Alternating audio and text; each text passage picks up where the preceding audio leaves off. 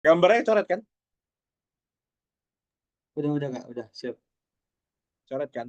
Nah, pada saat kita di fase ini teman-teman, sebenarnya pertanyaannya itu semua selalu sama teman-teman. Dia nggak pernah berbeda-berbeda. Kenapa begitu? Karena memang pada fase HRD itu dia pengen tahu kamu itu siapa, kamu itu mau ngapain di sini, kamu tujuannya apa, ya, kamu tahu nggak apa yang bakal kerjain, kayak gitu. Karena fase pertama ini adalah fase PDKT, teman-teman. PDKT, gitu, ya. Dia PDKT, dia mencoba mengenal kita. Makanya itu pertanyaannya selalu sama, teman-teman. Tidak pernah berbeda dari zaman bahla sampai sekarang. Nah, itu dia kenapa kalau saya misalnya saran paling cepat, teman-teman. Saran paling cepat untuk pada bagian ini adalah teman-teman harus punya cerita. Ini saya bukain, teman-teman. Ini adalah salah satu interview yang saya lakukan, ya. Walaupun mungkin konteksnya beasiswa, ya. Tapi kan pertanyaan beasiswa itu sebenarnya sama aja.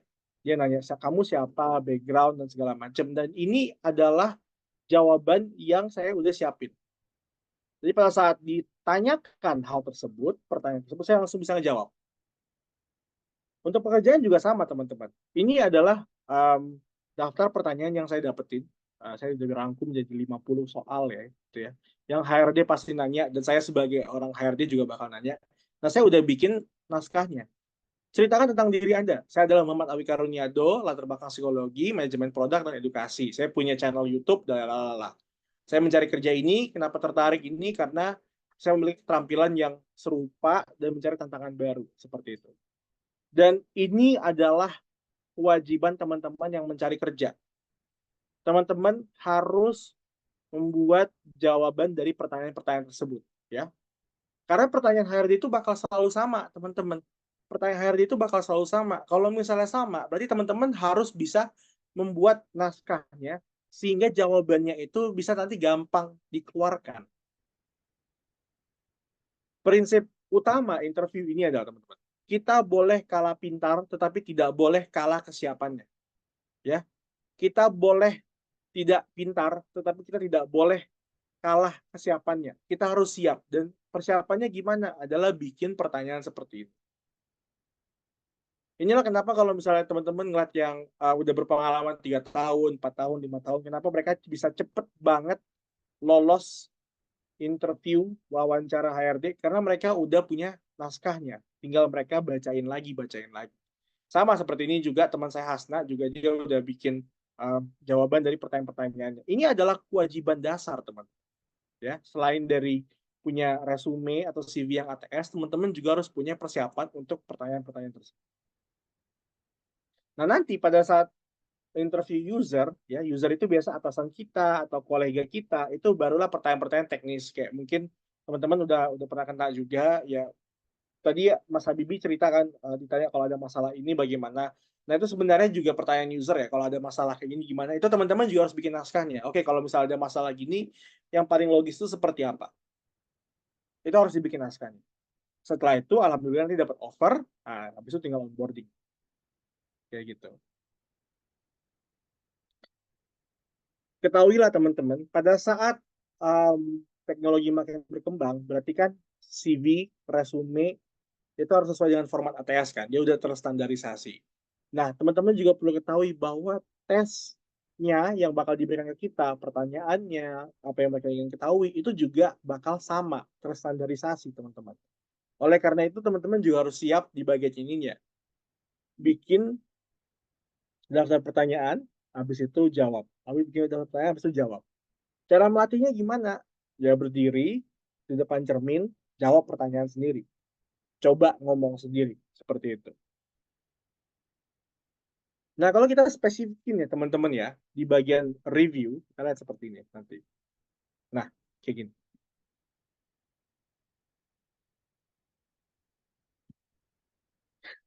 Nah, di seperti ini.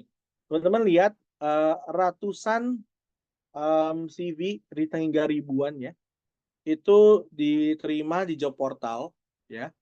Misalnya seperti LinkedIn, habis itu Glints ya, habis itu Deals ya. Habis itu nanti otomatis memberikan rekomendasi 10. Nah, ini tergantung dari HRD-nya aja. Kalau misalnya dia minta cuma 5 resume atau 15 resume juga bisa, tergantung dari settingan HRD-nya. Nah, nanti sistem itu akan memberikan data, habis itu kandidatnya bakal dihubungin melalui email atau WA. Nah, ketiga sistem ini, teman-teman, ketiga langkah ini udah otomatis. Jadi teman-teman sekarang itu sejujur-jujurnya harus memuaskan si sistemnya. Karena dia yang bakal membawa resume teman-teman ke tangan recruiter. Di satu sisi mungkin kelihatan kejam ya, tapi kalau teman-teman jadi recruiter sekarang, buka lowongan kerja dan yang daftar 1.000 teman-teman, yang daftar 1.000, ya kan, terus bosnya, manajer udah minta tolong posisi ini diisi dalam waktu 1 bulan, kayak gitu. Nah, kalau misalnya dia ngebaca satu resume itu 5 menit, berarti kan udah habis 5.000 menit, ya kan? Udah ngabisin 5.000 menit. Dan itu baru membaca, ya. Habis 5.000 menit ini, masa dia harus nge-interview, ya kan? Interview ini kan habis mungkin 30 sampai 60 menit lagi. Dari 5.000, mungkin katakan yang kepilih cuma 100 gitu ya, manual gitu, dia ngitung manual. Kan nggak mungkin dong 100 orang ini di interview, jadi kan ngabisin 3.000 menit. Teman-teman coba cek aja, 5.000 kandidat, ya kan, yang kepilih 100 secara manual. Habis itu setiap orang di interview 30 menit, jadilah 3.000 menit. Ini udah habis 8.000 menit, teman-teman. 8.000 menit ini sama dengan udah 133 jam kerja. Ya, 133 jam kerja. Dan itu belum termasuk perhitungan um, dia ngedaftar ke BPJS, dia ngedaftar ke sistem ini, ke sistem itu. Jadi nggak mungkin banget sekarang itu udah manual. Ya, kalau bisa kita ngitung ya, 133 jam kerja, teman-teman itu satu hari itu kerja 8 jam, teman-teman. 8 jam dikali 5 hari itu 40, ya. Satu bulan itu cuma bekerja berarti 8 jam sehari. 1 minggu 5 kali, berarti kan udah 40 jam. 1 bulan 4 kali. 40 dikali 4 sama dengan 160 jam. Semua orang profesional itu bekerja 160 jam sebulan. Kalau dia manual satu persatu, dibaca satu persatu, tadi kan kita udah hitung tuh, 8.000 menit. 8.000 menit itu kalau dibagi 60 menit, sama dengan 133 jam. Bayangin, 1 bulan habis cuma untuk membaca resume. 1 bulan habis cuma untuk menginterview satu posisi. Kalau recruiter diminta ngisi 10 posisi, 20 posisi, 30 posisi, itu udah nggak mungkin. Jadi itulah kenapa sistem HRIS ini sangat membantu dari sisi si rekruternya. Dia harus nyari kandidat, dia harus mendaftar sistem BPJS, dia harus mendaftar ini itu, mencari waktu untuk interview dan segala macam. Itulah kenapa HRIS ini, walaupun kejam kepada para pencari kerja, tapi itu juga membantu di satu sisi ya, membantu si rekruternya. Dan itulah kenapa teman-teman harus menang di HRIS-nya. Kalau konten kreator harus menang di algoritma, kalau pencari kerja harus menang di sistem HRIS-nya. Ini kita jujur-jujuran aja, ya, jujur-jujuran aja. Dan ini adalah teman-teman yang perlu ditaruh di CV ATS, teman-teman. Ada edukasi, ada professional experience, ada kalau misalnya ada usaha gitu ya. Dan teman-teman kalau ada usaha apa aja taruh aja. Misalnya teman-teman jualan gerobak, angkringan, jualan tempe, ya kan, risoles, nggak apa-apa, taruh aja, santai.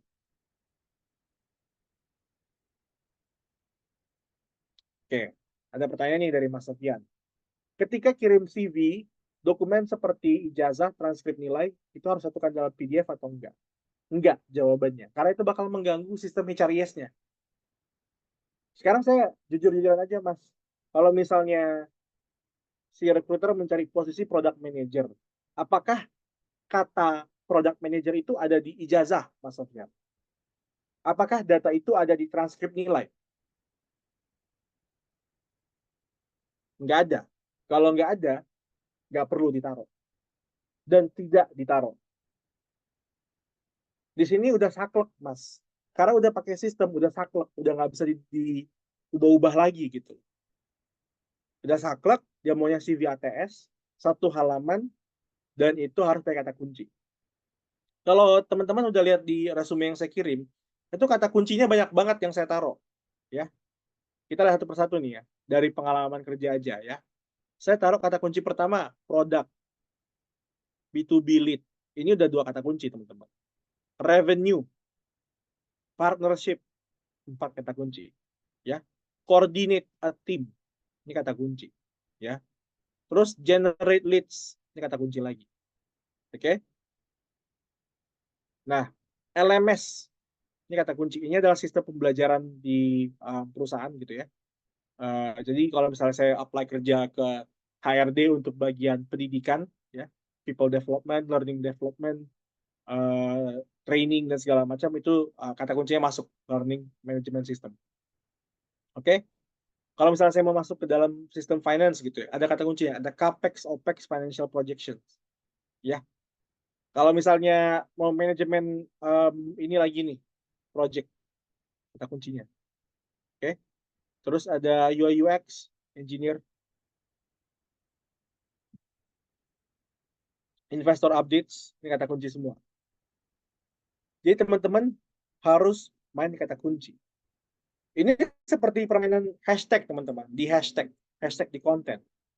Hashtag itu kan membantu konten itu disusun. Kalau misalnya kita buka di Instagram ada hashtag HRD, pasti ada muka Junar, ada muka beberapa teman-teman yang lain gitu ya, karena dia udah kuat banget. Sama, ada kata kuncinya. Ini harus ada kata kuncinya teman-teman. Kayak gini. Dan sistem pencariannya itu, jujur-jujuran aja kayak misalnya Google gitu ya. Google itu misalnya teman-teman taruh kata haji, ya kan? Nah kalau cuma ditaruh kata haji, mungkin yang keluar itu ada agen haji, oke? Ada agen, ada manfaat haji dan seterusnya. Nah ini harus lebih spesifik lagi kayak gitu. Misalnya teman-teman apply di product management, ya harus ada kata produk, ya produk itu ngapain aja, apa yang mencapai. Ya sistemnya seperti itu, beneran mengenai kata kuncinya. Itulah kenapa resume atau CV yang bagus itu adalah sesuai dengan kata kuncinya. Kayak gitu. Repotnya, kalau teman-teman mungkin ada satu lowongan nih, satu lowongan, misalnya lowongan PM, gitu ya, produk, ya kan? Um, Mungkin harus butuh satu resume khusus untuk PM. Mungkin. Tapi kalau teman-teman bisa nulis yang banyak banget kata kuncinya, sehingga misalnya satu resume ini bisa untuk PM dan bisa juga untuk digital marketer, ya DM. Itu boleh juga, asalkan kata kuncinya ada dan kaya akan kata kunci. Seperti itu.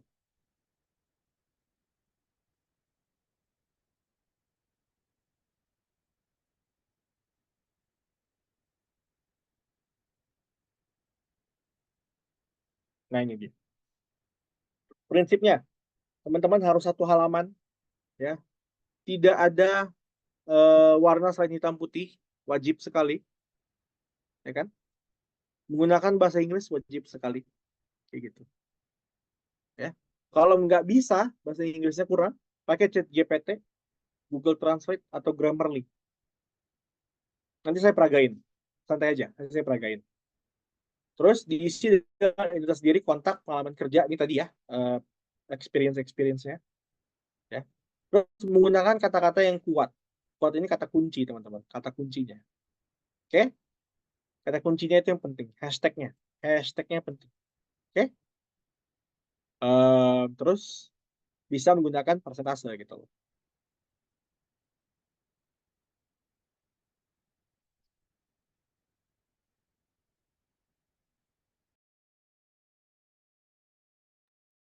Kayak gini.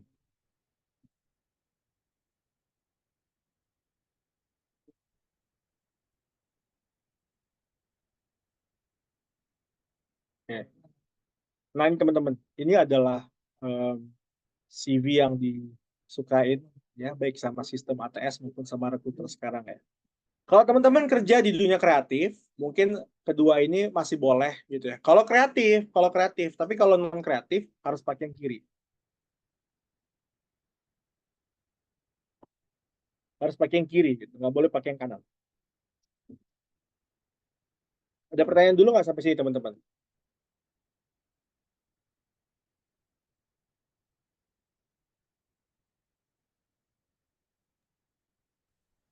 Belum Kak, masih cuma jelas.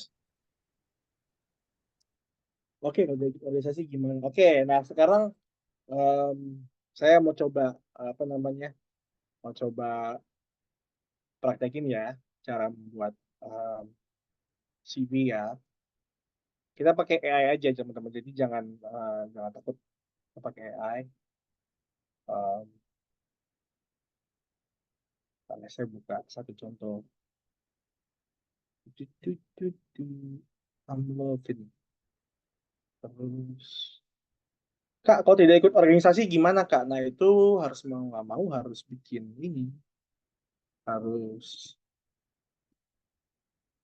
harus apa namanya? Harus punya kegiatan yang lain gitu ya. Nggak bisa cuma,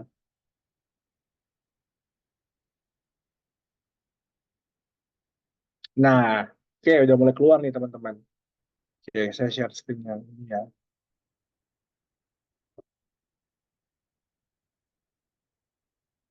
Coba teman-teman boleh kasih saya satu bagian dari CV teman-teman, boleh taruh di kolom komentar biar saya bikin jadi bahasa Inggris dan kita coba lihat gimana cara ngubahnya.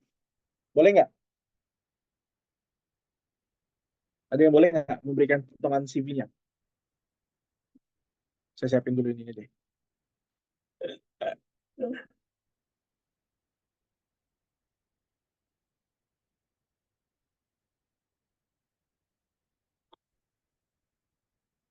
Ya pelan-pelan, pelan-pelan, pelan-pelan ya. Kita peragain dulu ya. Misalnya ini kalau misalnya belum ada yang kasih, saya coba bikin sendiri, oke? Misalnya, misalnya banget ya.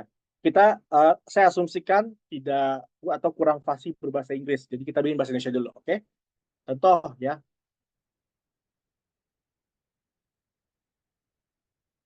Oke, sebentar, sebentar. Membuat,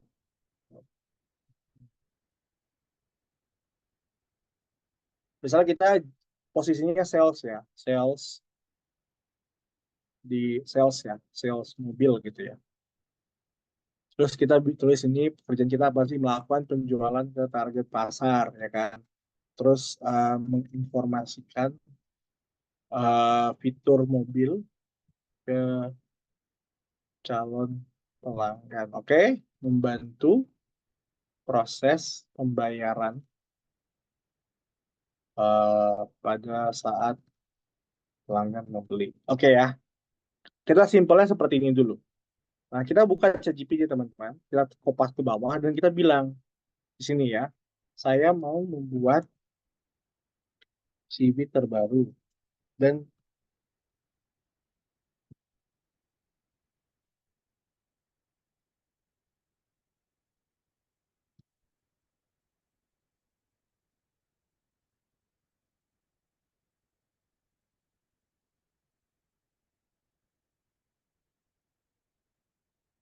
kayak gini. Jadi kita minta tolong si GPT-nya untuk, nah, lihat teman-teman, langsung keren kan bahasanya?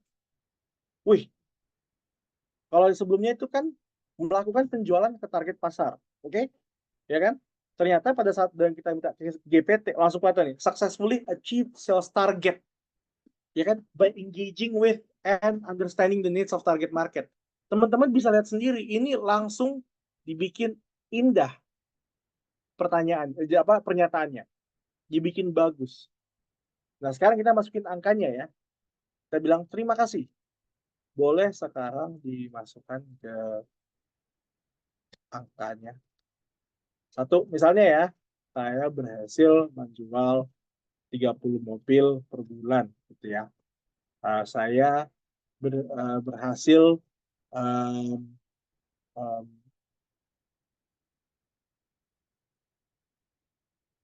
Mas Habibi, jujur, CV ATS itu lebih baik bahasa Inggris, Mas. Kenapa begitu? Karena sistemnya itu um, emang lebih familiar sama bahasa Inggris.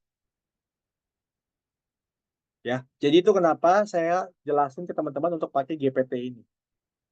Ini AI gratis dan um, ini bisa dipakai. Dan saya lagi praktekin sekarang, Mas Abi bisa lihat bahwa kita bisa menggunakan bahasa Indonesia ke GPT yang dibikin ke bahasa Inggris. Ya, saya berhasil ngobrol dan ya 100 sudah saya 200 gitu ya, 100 pelanggan per bulan untuk fitur-fitur mobil. Dan terakhir saya membantu proses pencairan dana dari kartu kredit gitu ya. Sekitar 10 mobil, eh, sekitar 30 mobil dan bernilai mungkin satu mobil 200 juta ya, berarti 200 juta per mobil. Nah, ada langsung buat tuh, tuh. Nah, udah nih teman-teman tinggal copy paste saja yang dari si GPT bawa ke sini. Udah deh, selesai. Nah, coba teman-teman bandingin sendiri. Coba teman-teman bandingin sendiri yang dibikin sama si GPT versus sama yang pertama kali di bahasa Indonesia.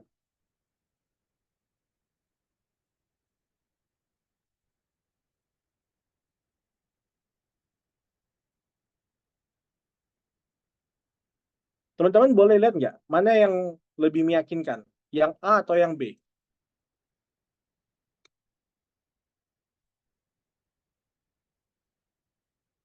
Kalau teman-teman jadi HRD, mana yang lebih meyakinkan, A atau B, teman-teman? B, ya kan? Tentu saja yang B kan. Itu dia teman-teman. Sekarang udah ada aplikasi gratis bernama GPT. Kalau teman-teman nggak yakin sama GPT, bisa pakai Gemini, ya. Bisa juga pakai Quillbot, ya itu bisa juga. Semuanya sama, tinggal digunakan dan tinggal diajak ngobrol sama saja si AI-nya dan hasilnya seperti ini. Dan saya yakin teman-teman, kalau CV teman-teman setajam ini cepet loh dipanggil, beneran cepet loh dipanggil. Bukan berarti keterima kerja ya, karena kalau keterima kerja itu udah permainan interview, udah permainan ini, saya bakal jelasin juga nanti. Tapi kalau misalnya udah mau dipanggil, inilah seperti ini. Dipakai GPT-nya, dipakai. Dan ini lebih meyakinkan. Jadi kalau teman-teman ada pengalaman, misalnya organisasi ya, di kampus, ya, misalnya memimpin program bersih-bersih kampus gitu ya. Salah satu pekerjaannya ya sebagai sebagai ketua panitia. Ini satu kalimat nih, satu kalimat contoh ya. Saya bilang terima kasih. Sekarang boleh ubah kalimat berikut menjadi 3 bullet point berbahasa Inggris untuk saya taruh di resume. Tuh.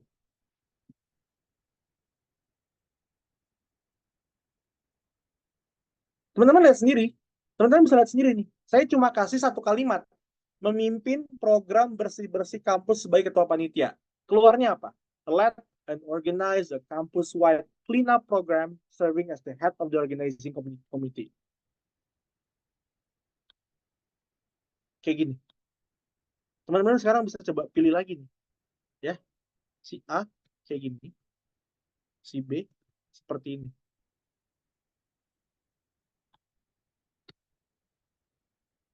Lebih meyakinkan yang mana? A atau B?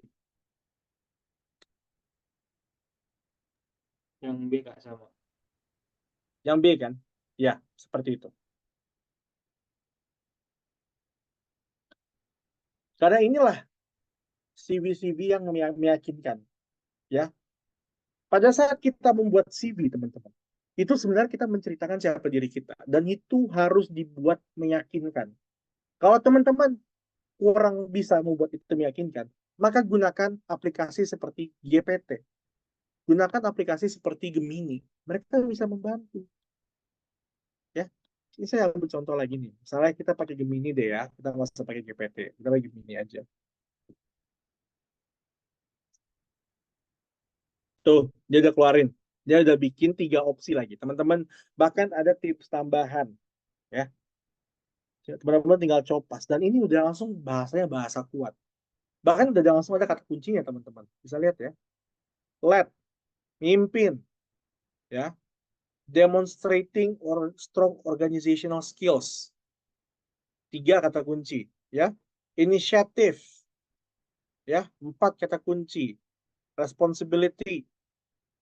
5 kata kunci gitu. Udah secanggih ini, teman-teman. Bener udah secanggih ini. Ya, jadi tolong dipakai. Gemininya dipakai, GPT-nya dipakai. Minta mereka, dikte mereka, suruh mereka untuk membantu kita membuat resume. Ya, jadi karena kita udah minta si AI-nya, si GPT lah, Gemini lah, Quillbot lah, suka-suka gitu ya, untuk ngerjain, kita udah bisa enak aja nge-scroll TikTok, nonton skibidi-skibidi, Zigma, dan segala macam udah santai gitu kan. Karena udah dibikin sama mereka. Kalem, wes. Kayak gitu. Oke? Ya, contoh menulis resume. Jadi saran saya teman-teman, pada saat nanti menulis ulang resumenya, tulis aja dulu semuanya, habis itu copas ke si GPT dan minta dia untuk ditingkatkan dan diubah ke bahasa Inggris. Oke? Dulu. Nah, pelan-pelan ya, pertanyaan-pertanyaan ini bakal saya jawab ya.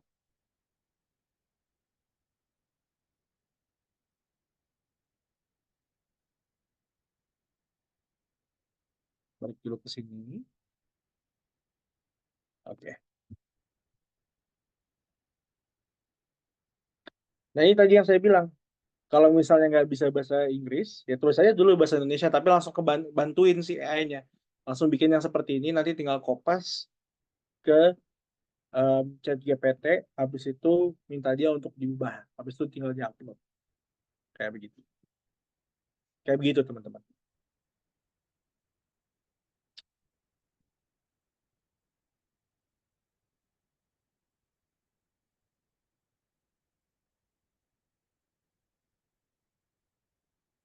Oke. Sekarang satu persatu nih, saya balasnya satu persatu.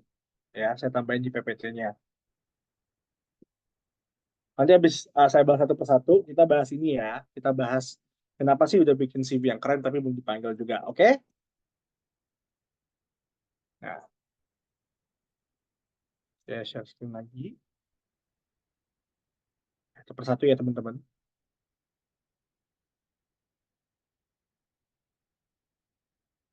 Oke. Kak, kalau tidak ikut organisasi gimana? Ya, eh, cari kegiatan atau relawan. Misalnya ngebantu-bantu apalah gitu, misalnya kampus atau pernah magang atau apapun itu coba dicari.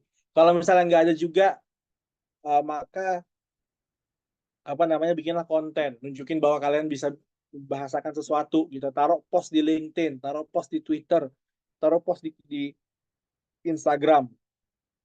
Ya, tunjukin kalau teman-teman tuh memang memiliki kemampuan itu, ya, kayak gitu.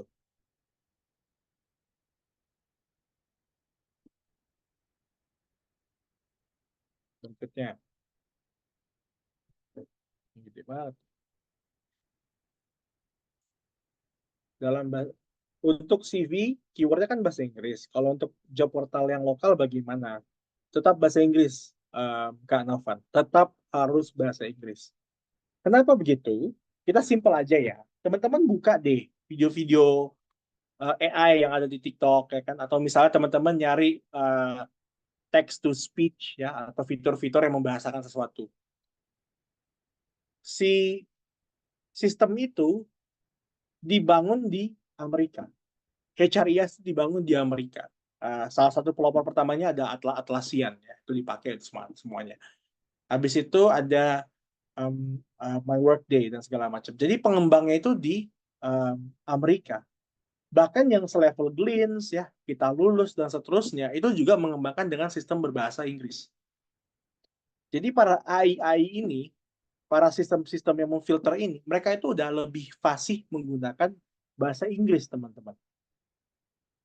Walaupun dia lokal, walaupun dia di domestik dan segala macam, tetap pakai bahasa Inggris. Teman-teman coba cek sendiri deh. Gojek kan lokal. Tokopedia kan lokal. Coba lihat bahasa Indonesia sama bahasa Inggrisnya, mana yang lebih bagus? GoFood, itu kan bahasa Inggris. GoFood, Gojek, GoRide, GoBluebird, ya, GoMart, semua bahasa Inggris kan. Jadi mau dia PT-nya di Indonesia, mau PT-nya di mana juga, di Mojokerto dan segala macam, itu lebih dibangun dengan menggunakan bahasa Inggris. Yang simple lagi deh, sistemnya kita buka. Teman-teman buka JavaScript, buka apa namanya, buka Python, itu kan bahasa-bahasa codingnya. Bahasanya pakai apa? Bahasa Inggris kan. Jadi karena bahasa Inggris sudah menguasai dan udah emang dibangun, semua sistem itu dibangun dengan fasihnya bahasa Inggris, ya udah teman-teman, jangan kreatif, jangan keren gitu ya pakai bahasa Indonesia. Enggak, mohon maaf, emang nggak laku. Mohon maaf banget nih, emang nggak laku udah. Pakailah bahasa Inggris. Selalu pakai bahasa Inggris. Ya, kayak gitu. Job description juga orang bikin lowongan portal juga pakai bahasa Inggris kan. Jadi ya itu dia poinnya, pakai bahasa Inggris. Kalau misalnya posisi yang dilamar tidak relevan dengan jurusan apa? Nah, ini adalah di permainan kata teman-teman, tidak relevan. Em, 3 dari 5 orang yang sarjana ya kemungkinan besar kerjanya tidak bakal sesuai dengan sarjananya. Dan itu adalah hal yang wajar. Nah, kalau gitu tinggal mainin di kata kuncinya, teman-teman. Tinggal mainin di kata kuncinya. Ya, saya kasih contoh lagi. Saya nggak mau mikir kompleks gitu ya. Saya mau yang simple-simple aja. Oke? Sekarang, ya kan? Kita balik ke sini, teman-teman. Kita balik ke sini. Ya, ini sales mobil nih. Sales mobil nih. Buka lagi GPT-nya. Oke? Nih, bilang tambah konteksnya. Terima kasih, Mas GPT. Sekarang, untuk tambahan konteks, ya, saya melamar untuk pekerjaan. Contoh ya, product management. Ya, saya mau ngambil pekerjaan product management. Walau lulusannya adalah psikologi. Walaupun lulusan saya adalah psikologi. Dan pengalaman kerja saat ini merupakan sales mobil. Ya, tolong bantu disesuaikan job deskripsi pekerjaan yang saya kasih agar sesuai dengan produk manajemen. Berikut.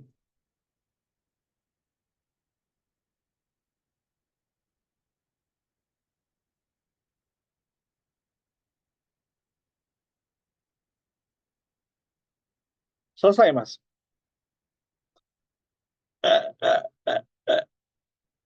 Selesai gitu. Langsung keluar jawabannya. Teman-teman bisa lihat sendiri. Product manager itu ngapain sih? Product manager itu identify market. Dia udah bikin nih.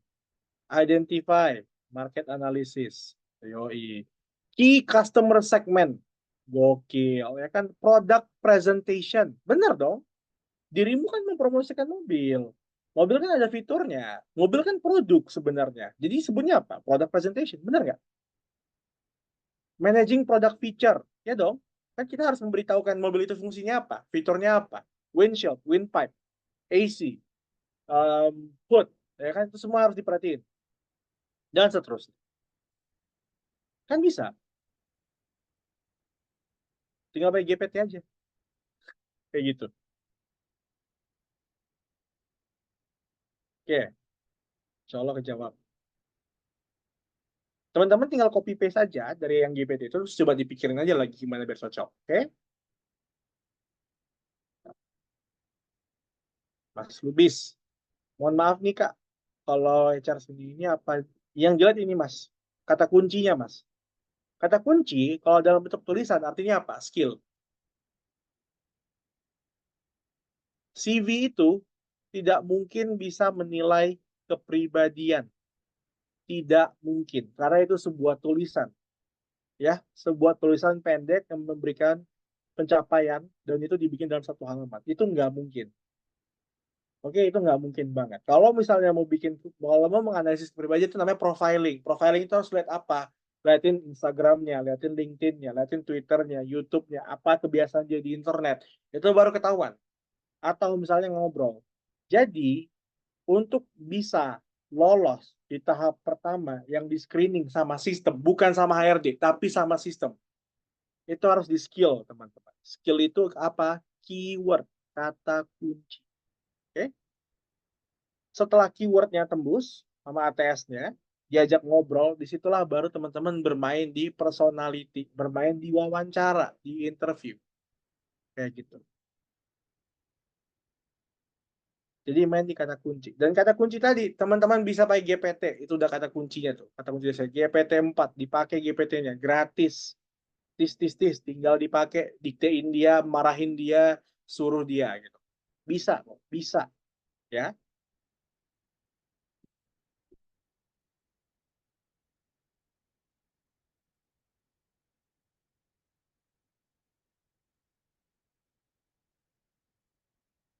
Oke, berikutnya Kak Cahya.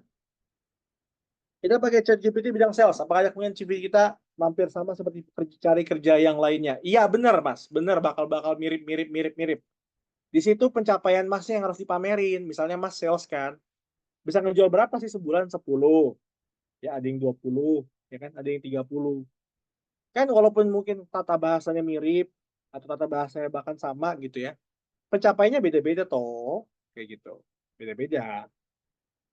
Ini yang harus ditonjolin nih pencapaian ini. Bahkan kalau misalnya mau lebih dalam lagi, misalnya pakai GPT, habis itu minta si Quillbot-nya untuk ngerevisi gitu loh.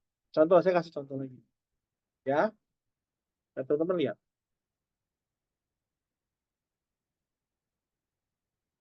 Oke, ya. Nih, udah keluar nih dari si GPT tadi ya. Coba kita copy paste. Kita copy, ya. Kita buat Quillbot, ya kan. Kita pilih ke paraphraser, ya, paraphrase.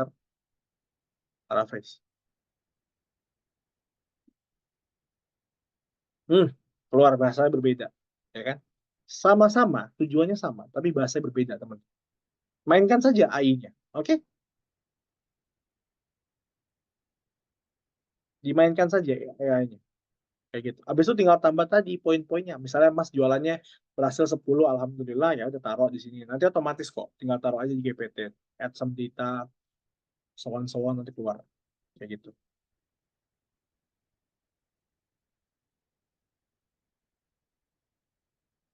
Oke ya, mantap. Nah, kita masuk ke dagingnya nih teman-teman, ya. Terus apa yang harus dilakukan kalau sudah kirim CV ke sana tapi tidak dipanggil juga? Nah, pertama, ya mohon maaf berarti mungkin tidak lolos filter. Mungkin masih pakai bahasa Indonesia. Nggak boleh bahasa Inggris, ya. Bahasa Inggris kayak gitu. Harus pakai bahasa Inggris. Pakai kata kunci, kayak gitu. Minta si GPT, minta si Gemini, gitu ya. Dan pembuatan resume ini repot ya teman-teman. Jujur saya sendiri sebagai profesional, itu saya selalu mengupdate resume saya, CV saya itu mungkin per 3 bulan, per 4 bulan.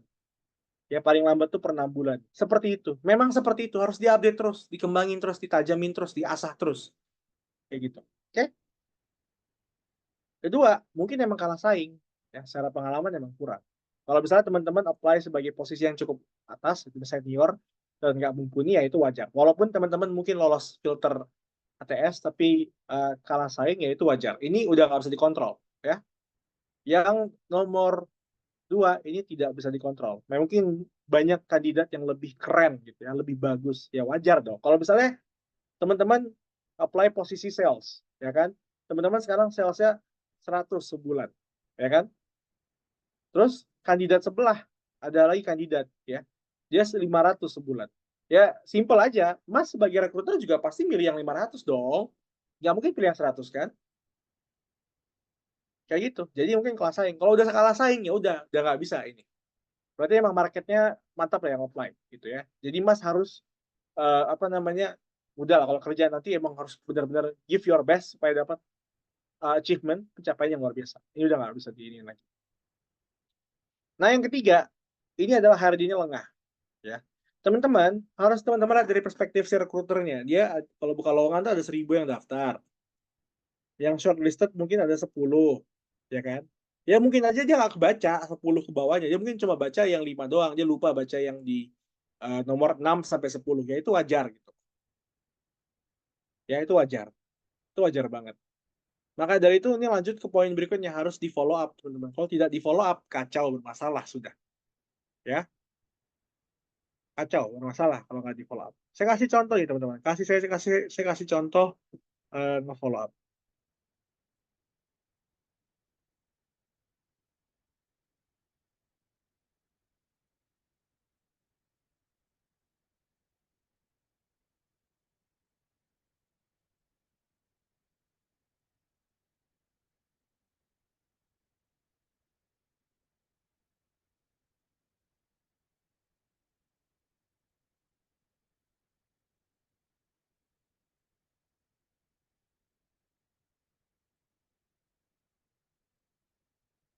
Saya kasih contoh ya.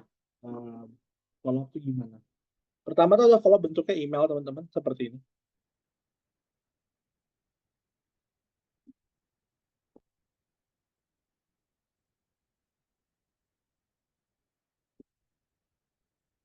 Teman-teman bisa lihat sendiri ya. Saya tuh cara nge-follow up-nya seperti ini. Nama saya Muhammad Awi Karuniado. Saya tertarik untuk posisi ini. Ya. Kenapa saya cocok untuk posisi? Why am I fit for the role? Ya. Why am I fit? Argumen 1, argumen 2, argumen 3. Selesai. Bantu rekruternya untuk tahu kenapa kamu adalah kandidat yang bagus. Dan tentu saja bikin email ini, kalian bisa pakai GPT lagi. GPT lagi. Ini saya bikin pakai GPT loh. Kayak gitu. Ya. Ini ada resume saya lagi, saya kirimin. Dan ini saya pakai ke semuanya gitu. Freelance recruiter, saya nunjukin bahwa oke, saya punya pengalaman ini, punya pengalaman ini, punya pengalaman ini, punya pengalaman ini, kayak gitu. Tuh, where am I fit for this role? Udah gini aja.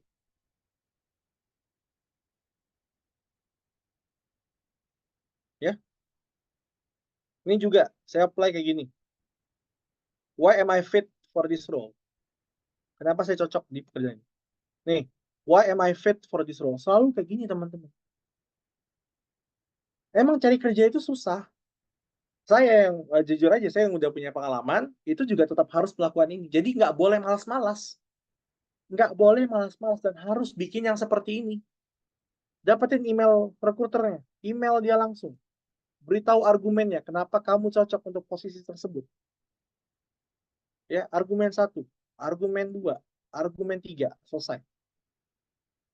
Rekruter juga baca senang kan? Oh, si Ahwi Karuniado ini punya 3 argumen, gue baca, cocok, lanjut. Dia baca, nggak cocok. Ya sudah, nggak apa-apa. Oke? Aman ya? Kayak gitu. Ada follow bentuk lain, itu buka di LinkedIn. Saya chat di LinkedIn ya. Um, Kayak gini.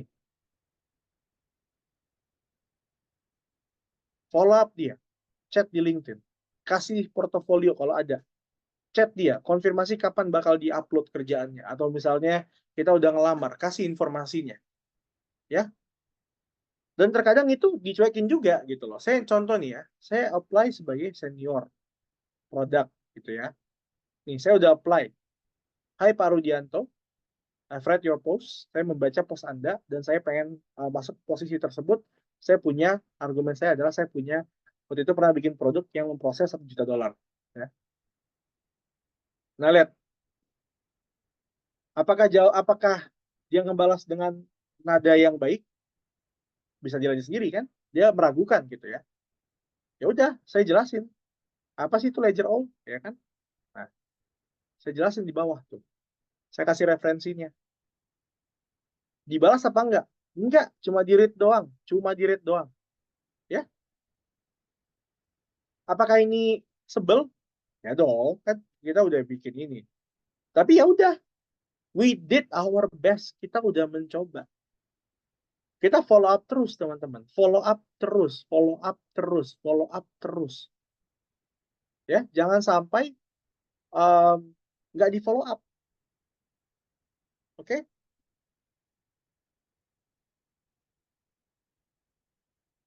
Nah, habis di follow up, ya itu berikutnya tinggal perbanyak aja jaringnya. Banyak banget, ada Kick Resume, ada LinkedIn, Jobstreet, Karir, Glints. Ini punya data yang upload aja semuanya gitu loh.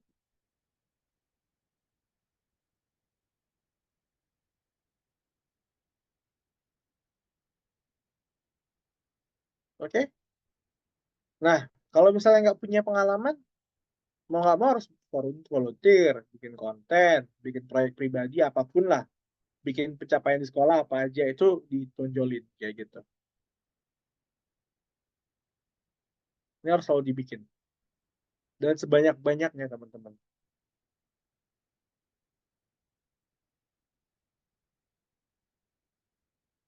Udah, dari segi PPT cuma segitu aja. Karena memang poinnya, teman-teman, mencari kerja itu adalah full time job. Ya, kita harus kejar terus, kejar terus, kejar terus. Bikin CV-nya bagus, pakai GPT, pakai AI, bikin email, follow up mereka, segala macem. Ya, maaf kalau misalnya males ya emang nggak bakal dapat kerja gitu aja sebenarnya. Harus kekeh, benar-benar kekeh. Ditolak satu, ditolak dua, ditolak tiga gitu.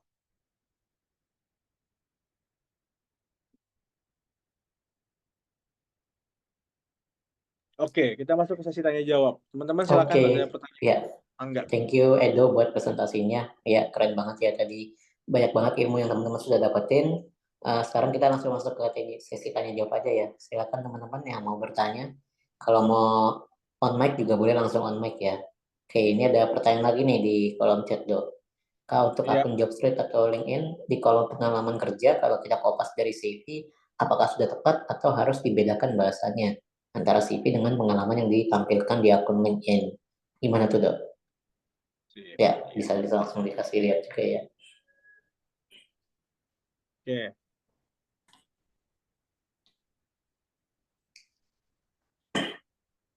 Jawaban saya, teman-teman, itu ada dua, ya.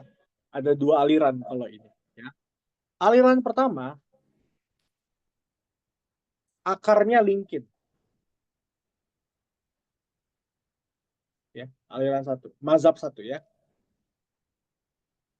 Aliran dua, akarnya CV. Teman-teman terserah mau yang mana. Tapi poinnya adalah, bila teman-teman udah pilih akarnya itu LinkedIn, ya, maka di job portal manapun selalu sama dengan LinkedIn. Di job portal manapun selalu sama dengan LinkedIn. Kalau teman-teman akarnya CV, maka di job portal manapun selalu sama dengan CV. Kayak gitu. Saya sendiri akarnya adalah LinkedIn. Karena halamannya bisa panjang, saya bisa bikin banyak. Kalau CV, itu kan maksimal satu halaman ya. Satu halaman. Itu kan nggak akan bisa mempresentasikan apa yang udah kita capai di hidup kita. Bener kan? Kalau LinkedIn kan bisa banyak banget ke bawah. Kayak gitu. Jadi akar saya adalah LinkedIn. Dan semua platform, saya ada banyak banget platform yang saya pakai, teman-teman. Banyak banget. Lebih dari 10 gitu ya. Dan itu semua sama persis dengan LinkedIn. Karena akar saya itu. Jawabannya itu, teman. Dari akarnya. Oke, ya. Thank you, Edo, buat jawabannya. Oke, mungkin ada teman-teman lain yang mau bertanya atau mau langsung open mic juga boleh. Mangga loh, Silakan santai teman-teman, kita aja. masih punya waktu ya. Kak mau tanya Kak, Ya, Mangga, silakan. mangga. ini misalkan nih udah di tahap pemanggilan interview dan di interview tersebut HR-nya memberi informasi untuk interview offline langsung datang ke kantor atau perusahaan tersebut. Tetapi kita meminta atau ada kendala sesuatu meminta online gitu gimana Kak? Boleh atau enggak sih Kak kita mengajukan pertanyaan atau mengajukan pertanyaan seperti itu? Beda kota sih ini Oke, misalkan. oke. Enggak sih Kak? Sedang interview offline, tapi ngajuin online gitu ya. Iya Kak, benar. Ya. Jujur-jujuran aja, kalau misalnya emang parah banget contoh ya, saya di Jakarta, saya dapat interview di Bali gitu ya, kerja di Bali. Ya saya bakal jujur aja bilang, mohon maaf saya tinggalnya di Jakarta. Eh, jadi boleh nggak interviewnya itu online ya? Kalau misalnya saya keterima kerja, saya berani relokasi ke Bali kayak gitu. Karena emang ya tidaklah masuk akal kalau saya harus ke Bali cuma untuk interview. Tidak masuk akal gitu ya. Kecuali kalau party, diajak party betul. Tapi kalau misalnya untuk interview nggak masuk akal gitu. Jadi jangan. Cuma kalau misalnya kendalanya adalah kayak misalnya males atau nggak mau aja gitu ya, sebaiknya datang ke kantornya. Sebaiknya datang ke kantornya. Tapi kalau emang force majeure ya uh, udah terpaksa, sebaiknya minta saja online kayak gitu. Oke Kak, Oke, jadi kita ngajuin apakah itu cukup menjawab ya. ya? Oke, ya, thank Oke. you Kak Bibi buat pertanyaannya. Ya, mungkin teman-teman yang lain ada yang mau bertanya lagi atau mau langsung uh, on mic juga boleh. Silakan. Mau chat juga boleh, mau on Iya. mic juga boleh. Ada lagi mau bertanya mungkin seputar CV atau interview, ya terutama CV lah ya, CV atau LinkedIn mungkin. Gitu.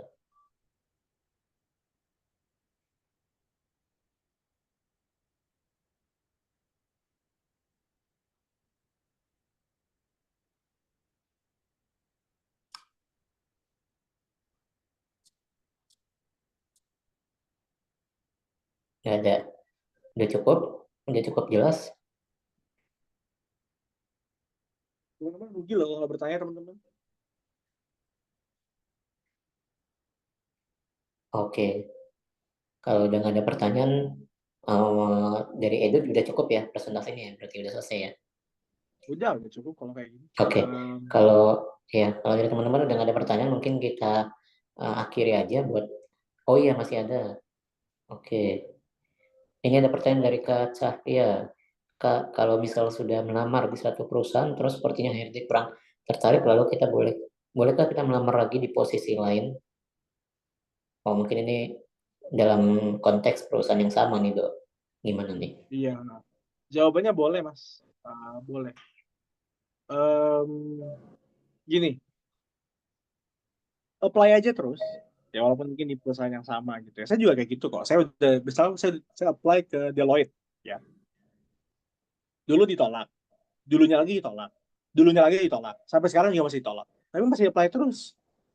Apapun lowongan yang buka, yang cocok sama saya apply terus, apply terus. Setiap tahun saya apply terus loh ke Deloitte, ke BCG, ke McKinsey, ke eh, KPMG. Saya apply terus gitu. Nggak apa-apa, apply aja terus. Apply aja terus. Santai. Kayak gitu. Oke, apply aja terus, Mas. Oke, Nah, pertanyaan lagi nih. semoga menjawab ya. Oke, ini ada pertanyaan lagi. Kak, semisal menampilkan skill di dalam CV itu perlu diberikan persentase penguasaan kemampuannya atau enggak? Gitu kali ya. Dari Ya. Kak Jordi, gimana nih, Dok? Kalau dari lu? Nah, teman-teman, kalau kita udah ngomongin apa namanya eh, penguasaan, itu tidak main persentase lagi, teman-teman. Udah main angka aja. Apa sih yang udah dibikin kayak gitu. Em, saya kasih contoh aja ya.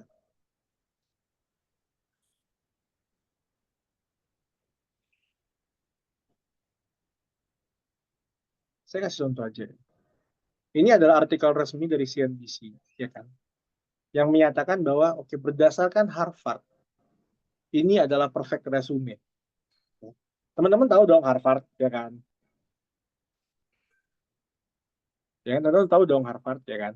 Nah, Harvard ini kan top school di bumi ya, top school di bumi gitu loh, di bumi ya.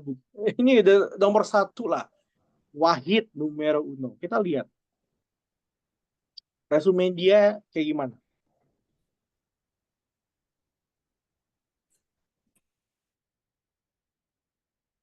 Tunggu ya.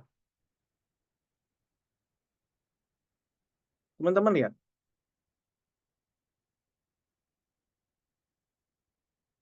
Apakah ada persentase dari skill?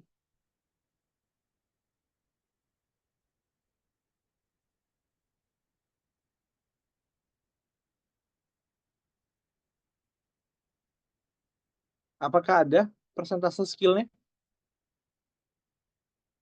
Coba pelan-pelan kita lihat ya. Teman-teman boleh buka sendiri. Boleh buka sendiri ya. Buka sendiri. Tuh. Pelan-pelan lihat ke bawah. Nggak ada kan? Nggak ada persentase skill ya. Dia cuma tulis pencapaian aja. Waktu dia jadi marketing sama sales director, penjualannya tumbuh 163% dalam 5 tahun. Kayak gitu. Expand operation ke 9 kota negara yang lain. Kayak gitu. Jadi udah nggak main persentase, Mas. Ini adalah CV yang dicintai sama sistem ATS. Ini adalah CV yang dicintai algoritma HR. Seperti itu. Dan ini udah plek-ketiplek dari Harvard. According to Harvard Career Experts. Inilah yang sempurna. Seperti itu. Ya. Jadi saya mohon dengan sangat teman-teman. Harvard udah bilang ini yang paling sempurna. ATS sistem HRIS seluruh dunia udah bilang bahwa sistem model CV seperti ini adalah yang sempurna. Dan inilah yang diterima. Jadi jangan deviasi gitu, jangan kreatif tambah yang lain-lain, jangan. Ini dibikin loh peraturannya seperti ini, ikutin aja. Sekarang teman-teman tinggal main di bagian kata kuncinya. Kata kuncinya gimana cara bikinnya? Tadi yang saya tunjukin, pakailah AI untuk bikin keren, ya, untuk bikin keren. Oke, supaya kata kuncinya itu indah, cakep, meyakinkan, gitu loh. Jangan deviasi lagi. Udah, ini udah dibikin seperti ini. Jadi saya kasih linknya juga ya di kolom komentar ya. Oke, dijawab ya Mas Jody ya. Oke, semoga kejawab ya, Kak Cahya ya, dan juga Kak Lubis. Tadi pertanyaan Kak Rizky Lubis sudah dijawab atau belum? Ini baru mau balas nih. Oh ya, Kak, Kak, kalau ada kalau sertifikat dari online course, sertifikat, boleh. iya, gimana tuh, Kak? Oke, sertifikat ini harus ada kelulusan ya. Harus ada kelulusannya. Online course harus ada kelulusannya. Kalau misalnya contoh nih ya, contoh sertifikatnya itu partisipan, tulisannya ya, partisipan. Ya jangan, certificate of attendance. Nggak boleh, ini nggak menarik gitu loh. Ini nggak menarik. Tapi kalau misalnya sertifikatnya tulisnya apa? Completion. Oke, tulis kayak gitu loh. Completion. Boleh. Ya, dijawab nggak Mas Lubis? Iya Kak, maksudnya kayak apa ya? Kayak completion itu berarti maksudnya kayak kita sudah menyelesaikan course itu ya Kak? Nah, Atau gitu? ini spesifik ya. Kalau completion itu harus yang ada tesnya, teman-teman. Kalau nggak ada tesnya, itu nggak diakui. Ya udahlah, kayak ya udah tahu aja. Oke. Itulah kenapa kalau kita ngomong jujur, sertifikat dari Udemy itu kurang diperhatiin. Kenapa begitu ya? Karena nggak ada tesnya, nggak ada kuis, cuma ada kuis, tapi itu nggak menentukan kelulusan. Yang dicintai itu apa? Misalnya Coursera, ya kan? Atau misalnya course gratis dari Google, ya ada kok. Teman-teman bisa cari kok, course gratis dari Google atau dari Harvard yang gratis-gratis, tapi ini ada ujiannya, ujian di akhir. Karena pada saat udah lulus ujian, baru dapat yang namanya completion gitu ya. Completion yang ada tesnya gitu. Kalau cuma nonton video 10 kali, ya kan, nonton 10 video, habis itu dapat completion, nggak ada ujian, ya itu nggak bakal ya siapapun bisa gitu kan. Nggak berharga dong. Oke, apakah cukup menjawab Kak Rizky Lubis? Ya Kak, thank you. Aku mau nanya satu lagi, boleh nggak Kak? Boleh, boleh. Boleh. Seandainya nih kalau misalnya aku mau switch karir, bukan switch, jadi pengalamanku sebelumnya sama posisi yang ingin aku lamar itu beda. Nah, berarti kan kurang lebih kan job desk-nya nah kayak gitu kan beda ya. Nah, bagaimana berarti kalau misalnya kayak gitu, kalau dari pengalaman kan aku pasti kalah jauh sama berpengalaman yang sudah berpengalaman di posisi yang sama gitu misalnya. Nah, kalau untuk biar bisa bersaing lah atau bisa di notice interviewer, bagaimana caranya Kak? Kalau aku ingin ubah misal aku mau ngelamar tapi pengalamanku tuh beda sama yang posisi aku lamar. Biar bisa bersaing sama yang posisi yang pelamar-pelamar yang sudah punya pengalaman lebih gitu. Kak. Oke, Oke. ya, ya, thank you. Pertanyaannya gimana? Nah, tadi Mas Lubis sudah perhatiin ya cara menggunakan ini buat apa namanya buat bikin kata-katanya sesuai dengan misalnya tadi sales kan jadi product management. Mas Lubis udah lihat tadi kan prosesnya gimana? Sudah sih Kak, cuma tadi aku Ya. sinyalnya jelek jadi putus-putus. Oh iya iya. Tapi ya maksudnya udah ntar ya. Ya, secara garis besar udah tahu maksudnya Oke. kata-kata kuncinya itu di CV itu penting gitu. Cuma Betul. kira-kira ada kiat siasat lain dia gitu. Nah, cara lainnya Mas, yaitu bikin portofolio kayak gitu. Saya tunjukin dulu ya model portofolio seperti apa ya. Em,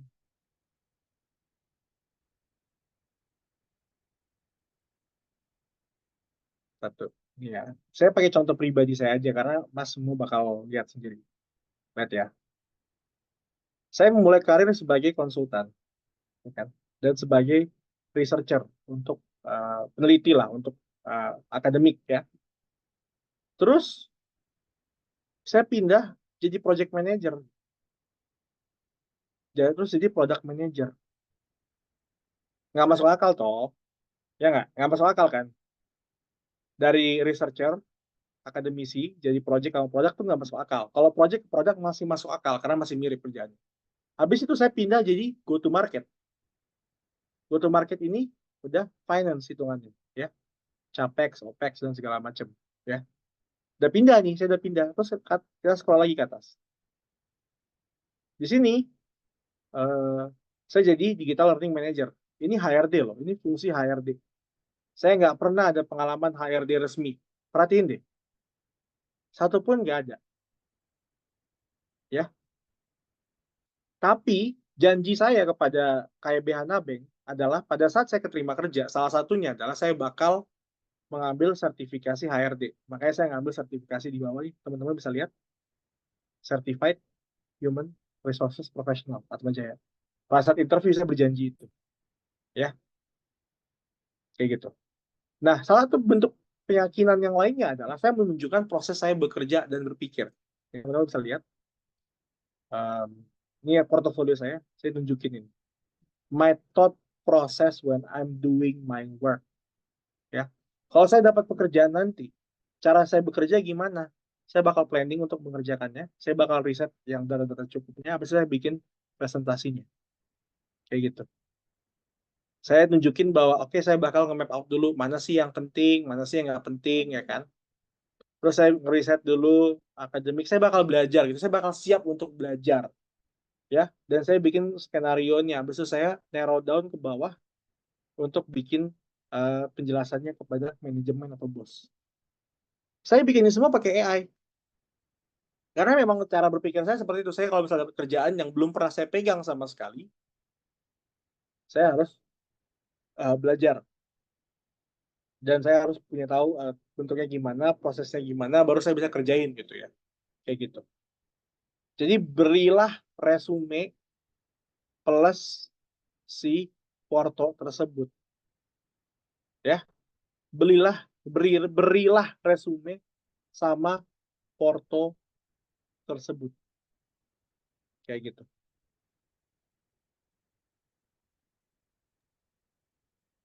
Saya bakal kasih contoh 2 porto ya teman-teman. Salah satunya ada saya sendiri gitu ya. Untuk teman-teman dapetin referensinya.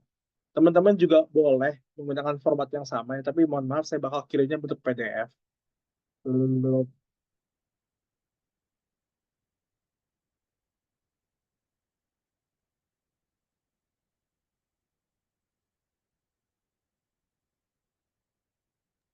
Oke, udah ya Doi.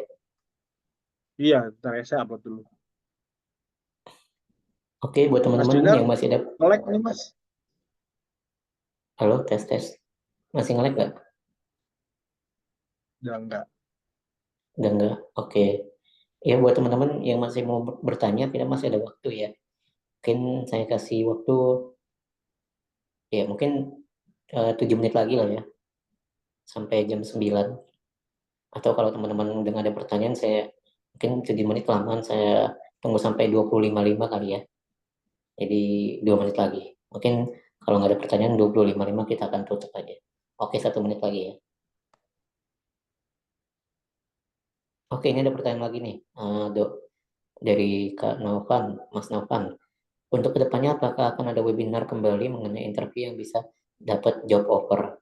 Oke, Kak Mas Naufan, kalau misalnya Mas Naufan udah join channel WhatsApp-nya yang tentang webinar, info webinar, nanti di situ saya akan eh, coba untuk bukan coba sih, saya akan sharing-sharing tentang info-info webinar-webinar berikutnya gitu. Nah, kalau untuk tentang interview nanti ditunggu aja ya, kita akan coba cari pembicaranya juga gitu. Jadi ditunggu aja info lengkapnya di channel WhatsApp-nya itu tentang webinar. Oke, thank you Mas Nathan. Mungkin Edo sebelum kita tutup, Edo mau promosi produknya, boleh silakan. Oh, ya. Bentar ya. Ya. Ini kayaknya saya nggak bisa ngedownload yang portofolio satu lagi, yang kreatif. Saya nanti bakal kirimin di sini aja ya. Di apa namanya, di grup WhatsApp. Hmm. Oke. Oke, Do, ini mungkin ada pertanyaan, ini pertanyaan terakhir kali ya dari Mas Rizky Lubis. Terakhir sebelum sebelum nanti sharing tentang produknya Edo. Nah, dari Mas Rizky, berarti Kak, apakah isi portofolio sama dengan CV? Mungkin ini pertanyaan terakhir ya teman-teman ya. Gimana tuh, Dok? Eh, Jawabannya berbeda, Mas. Dia portofolio itu lebih detail lagi kayak gitu. Eh, Kalau CV kan itu cuma ya udah fokusnya cuma nulis di bagian in numbers-nya aja. Tapi kalau portofolio itu nunjukin, oke, pertama muka saya seperti ini, ya kan? Saya pernah ambil kerja seperti ini, saya jurusan ini, sertifikasi ini. Saya tulis semuanya gitu loh. Semuanya saya tulis, ya. Saya pernah kerja di sektor ini, banking, telekom, dan seterusnya. Saya pernah kerja, detail pekerjaan saya seperti apa, seperti ini, kayak gitu. Pola pikir saya ini kan nggak ada di resume. Pola pikir saya kan nggak ada di resume, ya kan? Cuma ada di portofolio aja pola pikir saya, ya. Terus berikutnya kebiasaan saya apa, hobi saya apa. Saya kan nggak taruh hobi di LinkedIn. Ya sebaiknya di resume. Sebaiknya emang nggak ditaruh gitu loh, kayak gitu, ya, seperti ini. Jadi inilah poinnya teman-teman. Portofolio itu lebih mencondongkan apa sih yang udah dikerjain gitu ya, dan lebih detail lagi. Ada gambarnya, ada pola pikirnya, ada data yang lebih lengkap, ya kan. Walaupun saya di bawah tulis ini, can be cross reference with Karunia Dus LinkedIn sama resume. Silakan kalau mau referensi ulang bisa lihat dari LinkedIn sama resume kayak gitu, ya, kayak gitu.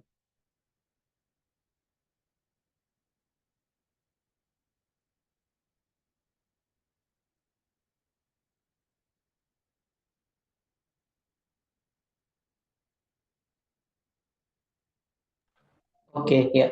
Karena udah mau jam 9, kita udah mau selesai juga ya.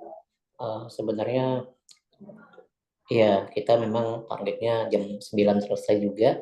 Jadi tapi sebelum kita tutup mungkin Edo mau sharing tentang jasanya atau produknya, silakan. Oke, thank you Mas Junar. Oke, kalau dari saya tuh satu aja mungkin kita lihat ya. Saya punya apa daftar pertanyaan interview beserta jawabannya. Ini kayak gini. Terus maksud dari HRD itu apa segala macam. Harganya cuma ceban teman-teman 10.000 doang. Kalau mau beli silakan beli di link berikut. Kalau nggak mau beli ya juga nggak apa-apa gitu ya. Tapi ya ini aja sih produknya untuk saat ini ya. Beli aja. Inilah pertanyaan-pertanyaan interviewnya. Terus teman-teman tinggal bikin sendiri dengan jawaban teman-teman sendiri karena udah ada referensinya kan. Habis itu tinggal latihan aja. Ya jangan merasa malu untuk latihan teman-teman. Saya juga latihan. Saya tuh berdiri di depan cermin dan latihan. Ya saya latihan untuk interview beasiswa. Saya latihan untuk interview kantor. Saya latihan untuk interview relawan. Semua saya latihan gitu. Itu hal yang wajar. Latihan di depan cermin. Ngomong, ngomong, ngomong. Karena kalau Mas Junar nggak berhentiin saya bakal ngiyap terus nih, yapping terus nih, ngomong terus ya karena itu latihan ngomong. Dari saya sekian. Nanti portofolio kreatifnya saya kirim di grup WA ya. Mohon maaf saya nggak bisa download dan upload di sini. Kayaknya ada kendala di jaringan. Oke, thank you Do.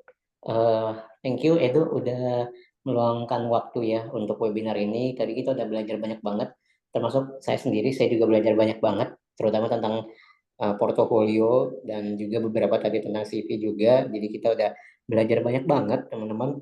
Dan thank you juga buat teman-teman 9 orang di sini, nggak nyampe 9 lah ya, kan ya 7 orang. Foto nggak Jun? Ya. Nah, oh iya, oke teman-teman, sebelum kita mengakhiri mungkin kita mau foto dulu ya, buat kenang-kenangan, bisa dimasukin ke LinkedIn juga kan. Yuk, on cam yuk. Yuk, on cam yuk, kita foto dulu buat kenang-kenangan dan juga bisa masukin ke LinkedIn juga nanti, bisa tag saya atau itu. Gitu ya. Yuk teman-teman, kita on cam yuk, kita foto bareng. Kita foto bareng nih teman-teman nih. Yuk. Yuk, yuk, yuk, yuk, yuk, yuk, yuk. Mungkin Edo tolong bantu screenshot ya, soalnya saya di iPad nih. Mohon maaf, ada Oke. icon-icon ya.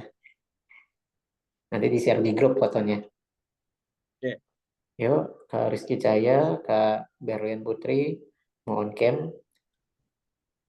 Masih kita tungguin. Udah gitu aja. Kalau misalnya 1, 2, Oke. 1, 2, 3. Alhamdulillah. Oke. Thank you teman-teman udah join webinar ini. Thank you juga buat Edo udah sharing-sharing. Semoga bisa bermanfaat buat teman-teman semua dan pastinya juga bisa dipraktekin. Dan semoga setelah ini bisa segera dapat panggilan interview. Oke, thank you teman-teman. Thank you Edo. Thank you banget Mas Junar. Makasih semuanya. Yo, thank you semuanya.